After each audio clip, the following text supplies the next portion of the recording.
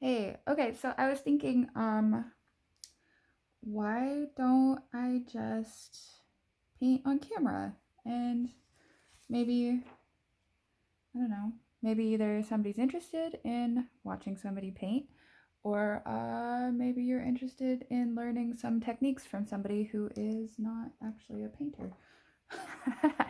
um, so okay, well I got my image transferred. And what I'm gonna do with this is, it's probably a little bit difficult to see, but so the hand right here and the big rock, I'm thinking I want those in oil paints, and I want the background, like the sea of rocks, in watercolor. Um, I think that the whole thing would be really nice in oil paints, but honestly, I just don't have that kind of time, because oil paint takes forever to dry, and it would be a lot of layers, and so it would take multiple days. But if I block in all my basic colors and shapes for the background in watercolor, then I can just hit it with a hair dryer and keep building stuff up. So I think that's what I'm gonna do. Um, I've got my reference photo over here. Normally, I would only use this printed page to transfer the image, and then I would use my phone um, to look at like a better copy of the image to paint from. But I mean, obviously that's not what I'm doing today, so we're just kind of gonna wing it. But it's watercolors, and so it'll be fine. And also, I guess this is really just kind of the first pass, and I'm gonna be eventually putting more and more detail and building up more on top. But for now, I just have to get basic backgrounds blocked in by tomorrow. So what I'm going for right now is kind of uh, this color up here, kind of like a really muted, light, steely gray, tiny bit of blue type of color. So I'm going to be mixing the lightest of the blues that I have with some black. And then I think I'm going to add a little bit of this bluish green, and then I don't even know what to call this color. I'm going to add some of that though. Yeah, okay. And then because it's watercolor, what I can do, oh, I don't have a paper towel. Use a rag. What I can do is I can go in with just water and paint this whole shape with just water first, and then pick up a little bit of my paint and drag it through, and that's how you can get like a super light wash. Is that showing up on camera? I know it's so light. Yeah, ish. Okay. But so what I would do, or what I will do, is I'll just let that dry completely, and then I'll do it again probably 2 or 3 times to build up some color, and then see in the picture how it's right at the top here, it's a little bit bluer and a little bit darker. So I'll go in and just make sure that there's more pigment right at the top there, and that'll give me that like kind of gradation. And okay, so how are we gonna do this sea of rocks? I think it's mostly gray with just like some shadow areas and some like browner, tanner, redder areas. So I'm gonna do the whole thing in gray, let it dry, and then go in with my shadows and my more colored spots. So, and for this, I'm not gonna do it with water first. I'm actually just gonna mix up what I think will be a good gray. And I have two different blacks here. I haven't really figured out what the difference between them is yet. I think this one might just be a little bit more pigmented, so I'm going to use the other one because it seems to be a little bit lighter, more of like a gray than a real dark black. Okay, so this, I'm going to start at the bottom because there's more color towards the bottom and it kind of fades as it goes up. And I'm just going to drag it on. It doesn't really matter if I invade the area where like the hand is or this rock is, because if I'm going to paint it with oil paints, I can go over pretty much anything. And one thing about watercolors is the brush strokes will show. So I want to start all of my brush strokes kind of at the edge of the paper or off the paper and drag them up instead of starting one here and bringing it halfway, because then it'll leave like a little, you'll be able to tell, I guess, that I did that at least. So where's the hand? The hand's here. But again, it doesn't matter if I go into this area because all of these brush strokes are going to be covered by oil paints. So, okay. So, yeah. All right, is this dry? It's still a little wet up there, but I'm gonna do it again. Yes, my sweet. Mommy? Mm-hmm. Guess what Rose gave me? Who's Rose? Oh, your dolly. My daughter. Aww. And baby. It's beautiful. It is for me. Yeah. You can go get a little cup and put it in water if you like.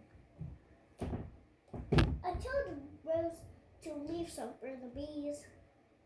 But Yeah. I know what the king of sting is. Ah! Ah! Spider! Spider! It's fine, it's fine, it's fine. Kill it. No, Kill it. it's just a spider. He's all the way up there. He's not bothering you. I'm making a painting video. Oh, that's a little bit too green. That's okay. So, watercolor is just about layering. Mom, can I cut this? I'm going to bring a little bit more blue into that. Yeah, go ahead. That's not anything I need. Okay. They want you to paint it. That is already getting, I think, a little bit too blue compared to what I want. But my suspicion is that the actual picture is a little bit more vibrant than my my printer's running out of ink. So yeah. And also, like, if the colors don't end up perfect, it's art. It's fine. What? What do you think, Hart? Pretty good. I'm seeing it on camera. Okay, so see in the reference photo, there's like this darker bit, this shadow bit that kind of defines the line between the rocks, or past the rocks, the boundary of the rocks. That's what I want to say. But okay, so you see how everything's kind of like bleeding into other areas? That's because of the gesso on this paper. It's also blood. Oh, that was right in my ear. And if I were just doing a watercolor painting, I would not put the gesso down because watercolor just does not like the gesso. And it turns it into kind of a bit more abstract, but I mean, it's fine for now. And I find that once I get a couple layers of the watercolor down, then it is a little bit easier to work on top of that. But for the first couple layers, it just kind of stinks. Yeah, what can you do? Okay, so I'm gonna put a little bit more down here. And I'm not being particularly careful about anything. partly because it's just my first layers, and partly because it runs anyway, so if I make it perfect, it's just gonna get messed up. But you know, it's all fine. Some important things about painting. You'll notice that I never leave my brushes in the water. They're always over to the side because down here there's glue holding all these bristles in. And if you leave your brushes in water, then eventually it's going to eat up that glue and you're going to lose your bristles. So if you want your brushes to last, you got to take care of them. And part of that is not keeping them in your water cup. Can you help me, Mom? Yeah. Hold on, I got to open some applesauce. There you go. Be careful, please. Okay. Okay. Careful of all this paper I have out too. Hey, if you used a spoon, you can spoon it right into your container. Whoa. Here, I'll get some out for you. See? Look, use your spoon. There you go. Okay, where was I? Now, okay, so I've got a lot of large wet areas, so I'm gonna, oh, I have a bristle. I'm gonna take my hairdryer to this, get this layer all dry, and then I'm gonna start blocking in some of the shadowy parts and like the reddish brown parts. Yeah. Okay. I don't know how to pause this, so I'm just gonna walk away, I guess.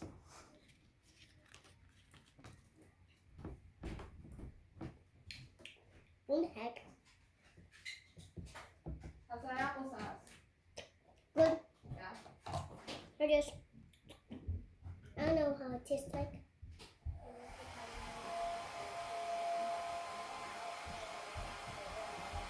And then we got the ending, so it's really close this time.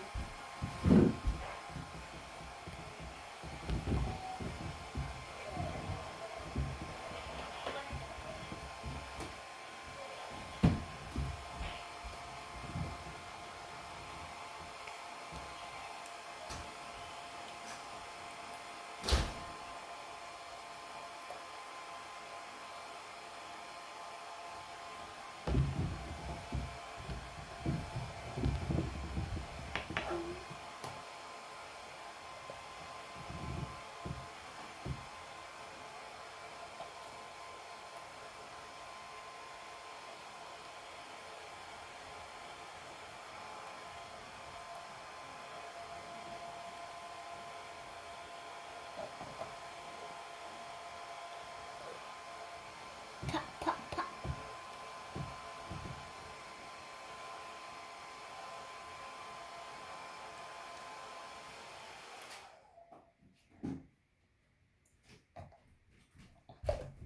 Okay. Okay, so now this is all dry. I think I'm gonna stop the video and do a different one. Break them up a little.